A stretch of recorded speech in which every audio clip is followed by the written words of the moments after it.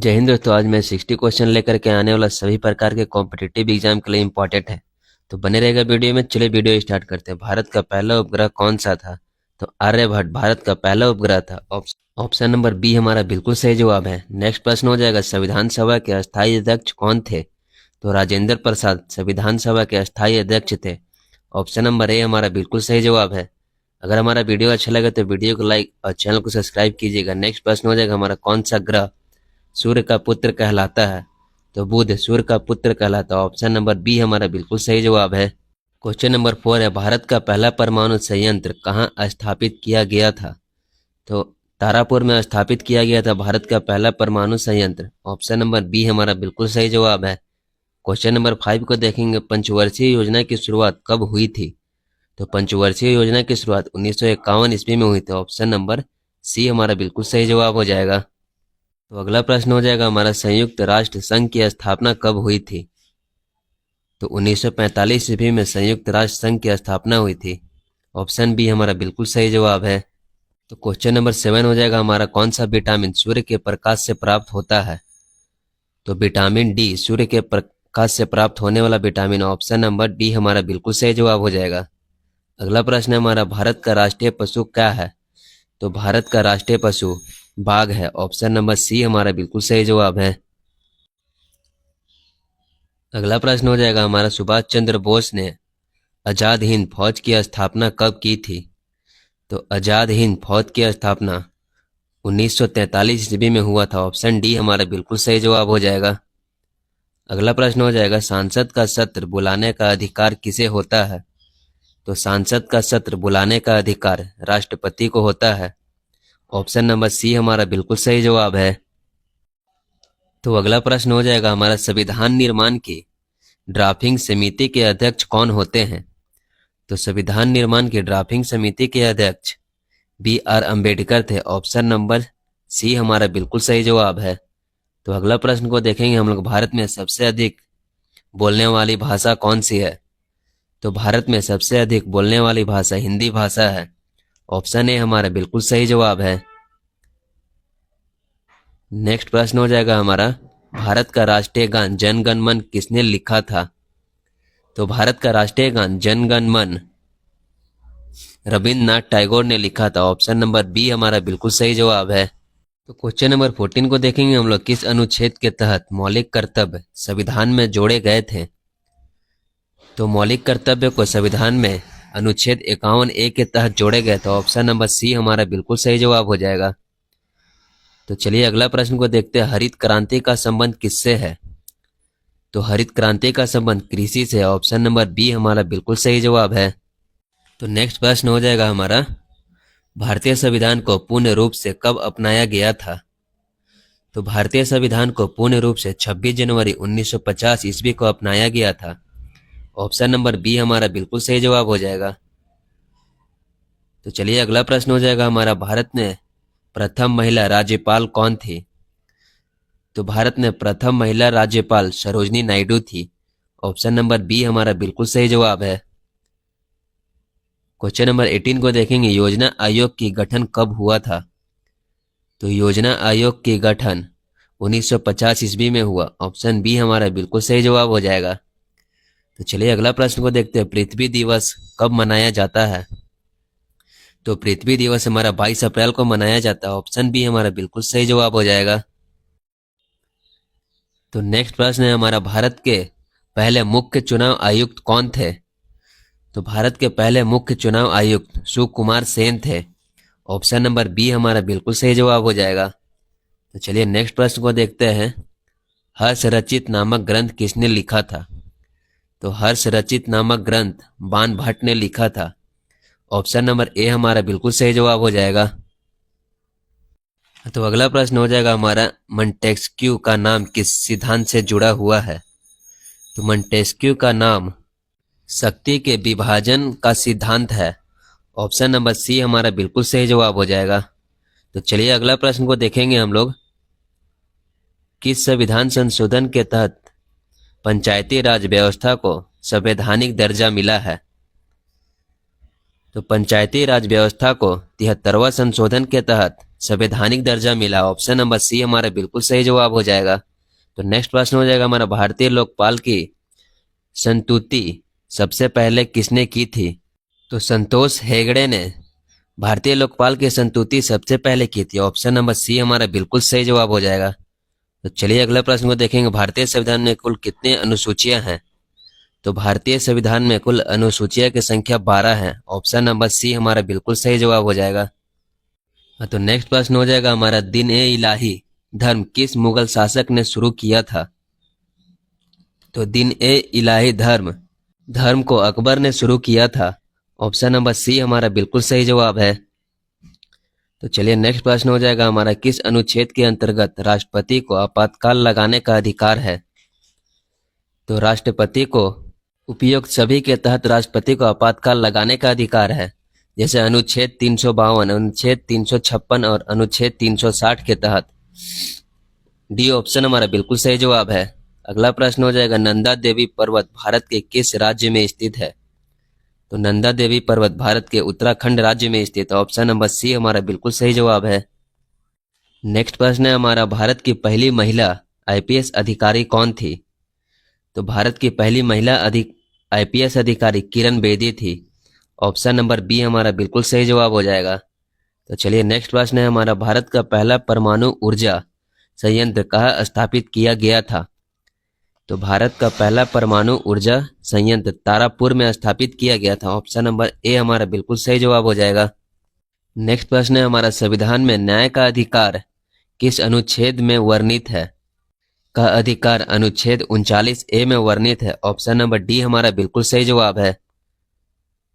तो नेक्स्ट प्रश्न हो जाएगा हमारा, किस गवर्नर जनरल ने अंग्रेजी को भारत की प्रशासनिक भाषा बताया है? तो अंग्रेजी को भारत की प्रशासनिक भाषा लॉर्ड विलियम बेटिंग ने बताया। ऑप्शन नंबर सी हमारा बिल्कुल सही जवाब है। नेक्स्ट प्रश्न हो जाएगा हमारा, प्रसिद्ध भीम वेटिका गुफा किस राज्य में स्थित है? तो मध्य प्रदेश, महाराष्ट्र, राजस्थान या कर्नाटक? तो मध्य प्रदेश में स्थित है भीम वेटिका गुफा। ऑप्शन नंबर ए हमारा बिल्कुल सही जवाब है।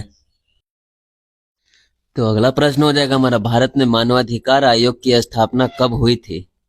तो भारत में मानवाधिकार आयोग की स्थापना 1993 ईस्वी में हुई। ऑप्शन नंबर बी हमारा बिल्कुल सही जवाब है।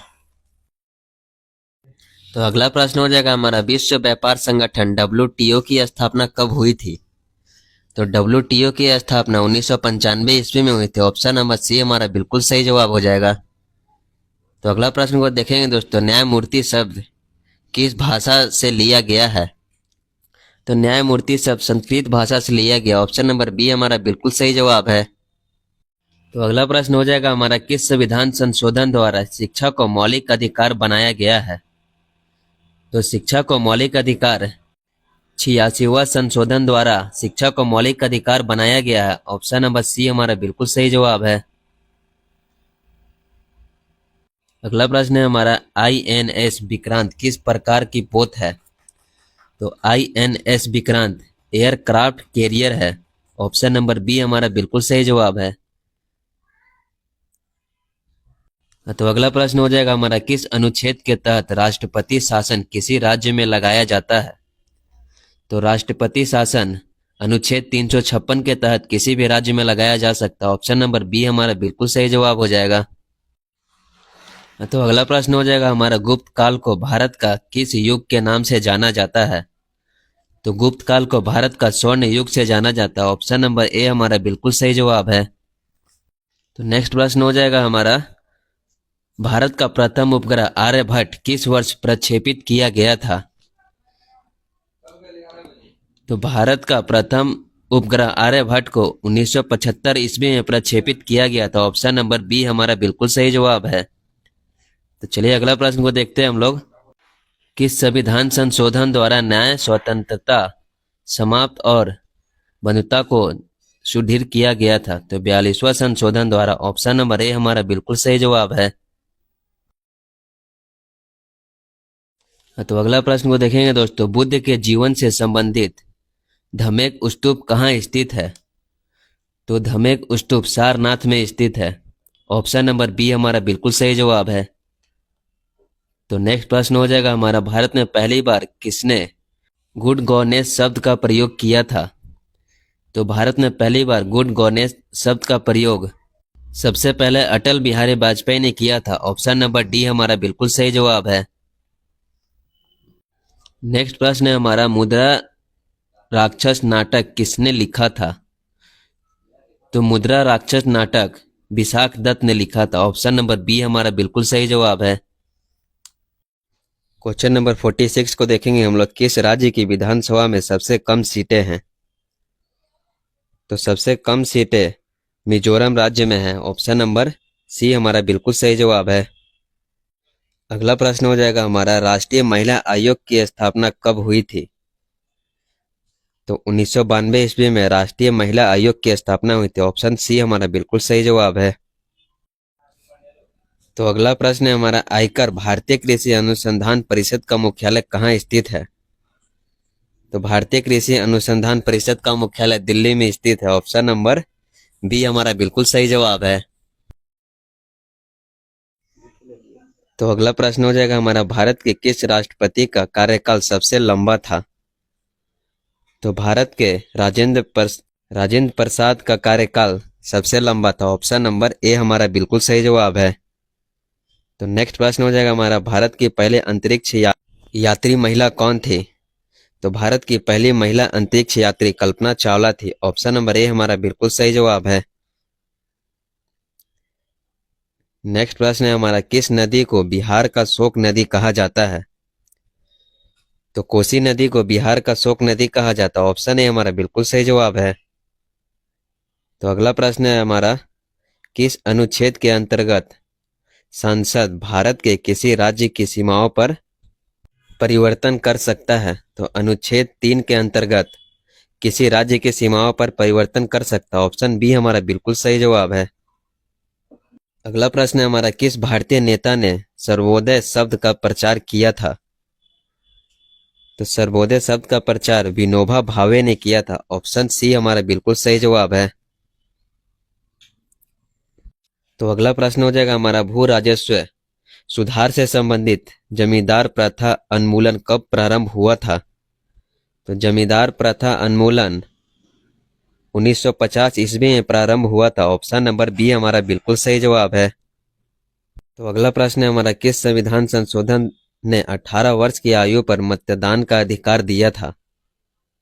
तो 18 वर्ष के आयु पर मतदान 61वां संशोधन द्वारा पारित हुआ था। ऑप्शन नंबर सी हमारा बिल्कुल सही जवाब है। अगला प्रश्न हो जाएगा, प्लासी का युद्ध कब लड़ा गया था? तो प्लासी का युद्ध 1757 ईस्वी में लड़ा गया था। ऑप्शन नंबर ए हमारा बिल्कुल सही जवाब हो जाएगा। तो चलिए अगला प्रश्न को देखते हैं, किस योजना को गांधीवादी योजना कहा जाता है? तो गांधीवादी योजना जेपी नारायण योजना को कहा जाता है। ऑप्शन नंबर डी हमारा बिल्कुल सही जवाब है। नेक्स्ट प्रश्न है हमारा, कौन सी संस्था भारत में राष्ट्रीय आय की गणना करती है? तो CSO भारत में राष्ट्रीय आय की गणना करती है। ऑप्शन नंबर बी हमारा बिल्कुल सही जवाब है। तो नेक्स्ट प्रश्न हो जाएगा हमारा, भारत में राष्ट्रीय आपदा प्रबंधन प्राधिकरण NDMA का अध्यक्ष कौन होता है? तो NDMA का अध्यक्ष प्रधानमंत्री होता है। ऑप्शन नंबर बी हमारा बिल्कुल सही जवाब है। नेक्स्ट प्रश्न हमारा, भारतीय संविधान में कुल कितने भाग हैं? तो भारतीय संविधान में कुल 27 भाग हैं। ऑप्शन नंबर डी हमारा बिल्कुल सही जवाब है। अगला प्रश्न है हमारा, मानव विकास सूचकांक HDI किस संस्था द्वारा तैयार किया गया है? तो HDI को UNDP के द्वारा तैयार किया गया। ऑप्शन नंबर सी हमारा बिल्कुल सही जवाब है। तो अगला प्रश्न हो जाएगा हमारा, भारत में सबसे पहले किस राज्य में पंचायती राज व्यवस्था लागू की गई थी? तो भारत में सबसे पहले राजस्थान राज्य में पंचायती राज व्यवस्था लागू की गई थी। ऑप्शन नंबर बी हमारा बिल्कुल सही जवाब हो जाएगा। क्वेश्चन नंबर 63 को देखेंगे दोस्तों, आर्टिकल 370 किस राज्य से संबंधित था?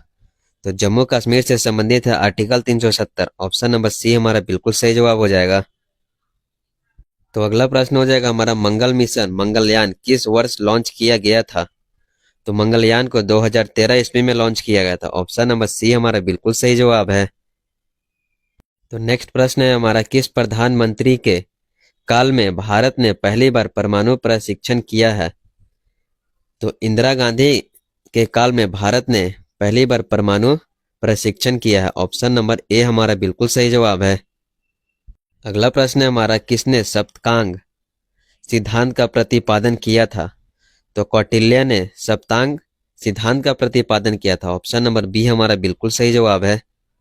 अगला प्रश्न हो जाएगा हमारा, मोर को भारत का राष्ट्रीय पक्षी किस वर्ष घोषित किया गया था? तो मोर को भारत का राष्ट्रीय पक्षी 1963 ईस्वी में घोषित किया गया था। ऑप्शन नंबर बी हमारा बिल्कुल सही जवाब है। नेक्स्ट प्रश्न है हमारा, भारत में सबसे पहला जनगणना कार्य किस वर्ष किया गया था? तो भारत में सबसे पहला जनगणना कार्य 1872 ईस्वी में किया गया था। ऑप्शन नंबर बी हमारा बिल्कुल सही जवाब है। अगला प्रश्न हो जाएगा, भारत में पहली बार लोकसभा चुनाव कब हुआ था? तो भारत में पहली बार लोकसभा चुनाव 1951 से 1952 ईस्वी में हुआ था। ऑप्शन नंबर सी हमारा बिल्कुल सही जवाब है। तो नेक्स्ट प्रश्न है हमारा, किस अधिनियम ने पहली बार केंद्र और प्रांतों के बीच विषयों का विभाजन किया है? 1935 का अधिनियम के द्वारा केंद्र और प्रांतों के बीच नियम का विभाजन किया गया था। ऑप्शन नंबर सी हमारा बिल्कुल सही जवाब है।